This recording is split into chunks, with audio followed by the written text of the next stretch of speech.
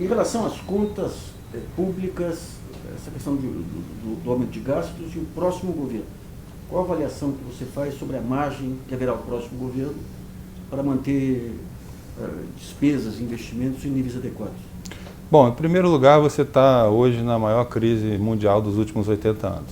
Em todos os países do mundo você teve uma política fiscal mais ativa que se traduziu num aumento do déficit público e num aumento temporário da dívida pública. Foi assim em outros países do mundo, tem sido assim no Brasil, numa magnitude muito menor do que observada em outras economias.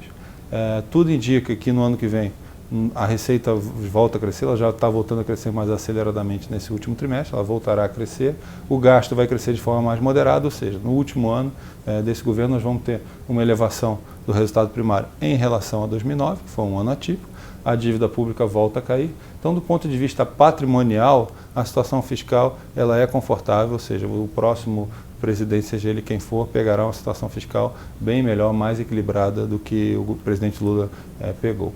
Em termos de desafios, no âmbito do governo federal, o gasto com o pessoal é 27% do gasto total primário da União e as transferências de renda são 49%. Então, o gasto primário no governo federal é basicamente uma questão de transferência de renda e gasto com o pessoal. No gasto com o pessoal, eu creio que o próximo governo tem capacidade de fazer uma política de reajustes mais moderados, até porque nós já recuperamos bastante o salário do funcionalismo público. Então, nós já temos, há um clima político mais favorável, você tem uma política de aumentos mais moderados, que abrirão espaço no orçamento para outros tipos de gastos. Na questão da Previdência, é um debate constante que há no Brasil, tem várias maneiras de você melhorar. A política de longo prazo para o salário mínimo está sendo debatida no Congresso. Uma vez ela aprovada, ela implica que você tem uma política a cada 4 anos para o reajuste do salário mínimo. Novamente, nós elevamos bastante o valor do salário mínimo. Isso dá espaço político para que o próximo governo continue elevando o salário mínimo, mas pode fazer de forma mais moderada, até porque grande parte da recomposição do valor já foi realizada. Você tem a questão principal, que é a Previdência dos servidores públicos, que apesar dela ter sido estabilizada após a reforma de 2003, ela ainda representa um valor bem elevado para um grupo pequeno de pessoas. Eu acho que há possibilidade de avanços nessa área também. E na área de benefícios de risco, né? Aqueles benefícios que são benefícios de pensão por morte, pensão por acidente, que no Brasil as regras ainda são muito generosas, né? Eu sempre digo, se o Brasil copiar o país europeu mais generoso, vai ser uma regra menos generosa.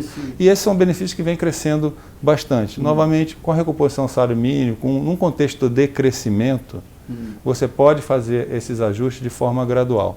Eu acho que esse é o desafio que se coloca o fiscal para os próximos anos, mas no contexto de crescimento, no contexto de dívida pública mais baixa, de resultado primário adequado, de déficit nominal menor, o espaço para ter essa discussão é muito mais favorável. Isso quer dizer que o gradual é que você pode fazer, digamos, pegar o horizonte de geração em vez de pegar essa questão de querer resolver tudo em essa questão da Previdência, eu acho um erro a abordagem da terapia de choque, que quer resolver tudo imediatamente.